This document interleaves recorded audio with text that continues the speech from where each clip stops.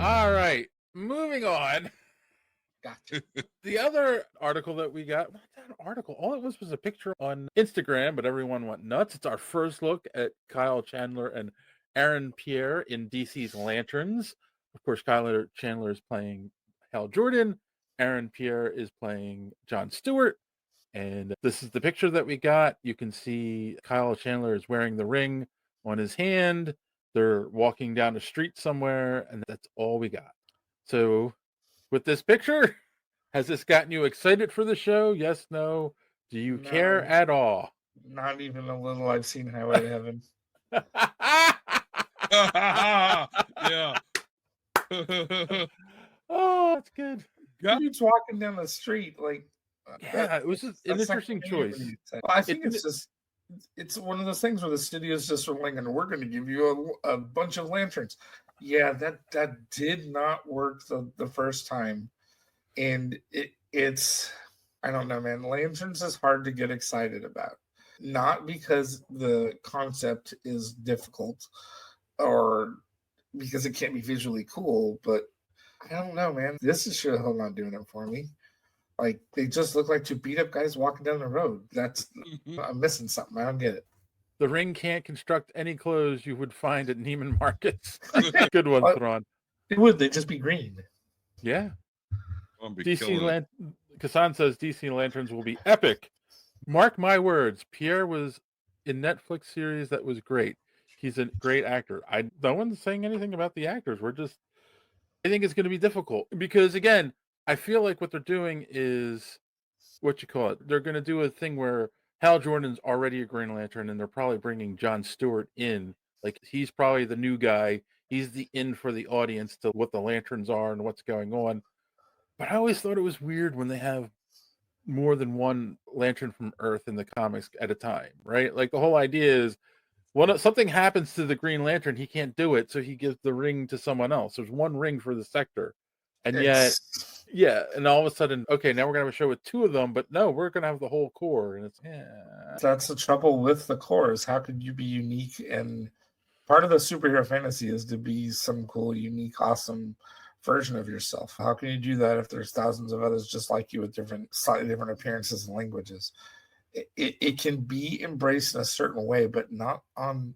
If you're going to do lanterns as in plural, you really need to get into the culture of the lanterns to get into them facing the manhunters or get into. Have they ever even explained Io to anybody outside of the cartoons? I don't know, man. It's not my favorite DC property to really do. If I was given this thing and was having to draw it, I would focus on space if I was writing the stories out there. How often would a lantern land on Earth when he's taking an entire quadrant of a galaxy as his protection? I don't know, man. It needs to be a space epic more than it needs to be some dude walking on Earth. And I'm not a big fan of the whole He-Man on Earth crap that shows up when they don't have the funding set right. I don't know. Don, you're being very quiet. And you're not a DC guy, I get it, but yeah, no, it is lame. Like you're talking about lanterns.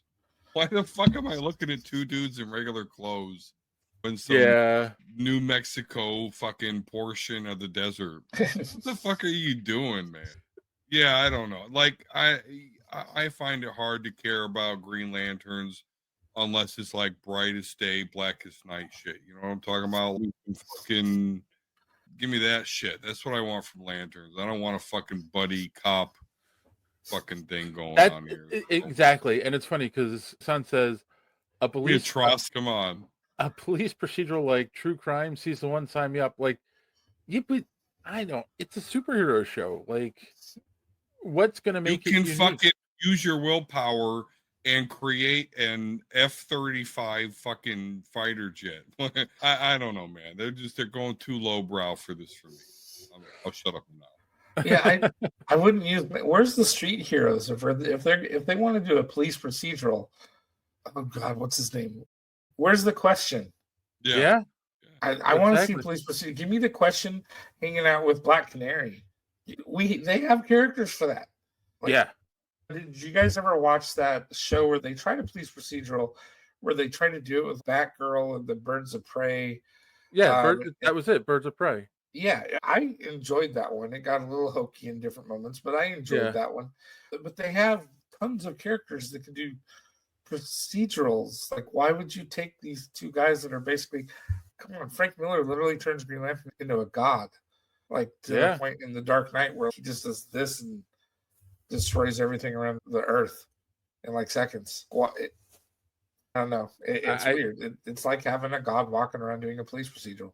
Yeah, and that's exactly what this picture screams is buddy cop show. And I don't know. I can't. Obviously, we're gonna watch it. We'll at least watch the first episode and talk about it here. But I'm not excited about it. I think this is another symptom, though, of whoever is making movies ignoring the stories that made these characters great in the comics in the first place. Yeah. If it's going to be Green Lanterns and you wanted to do something like this, there's an entire comic series where Green Arrow and Green Lantern were doing buddy cop stuff for 15 years. Emerald Allies. Yeah, they had all kinds of stuff like that. Things that worked, things where they can test it and see it and know what went good, know what was a challenge. There's all kinds of different things that they can do, and instead there's just a little bit of, I gotta put my branding on it. So there's stuff like this. And that version of Green Lantern, not the Hal Jordan, I can't remember the other dude's name. I always lose it. But he's John Stewart is the most straight-laced, like no funny business character.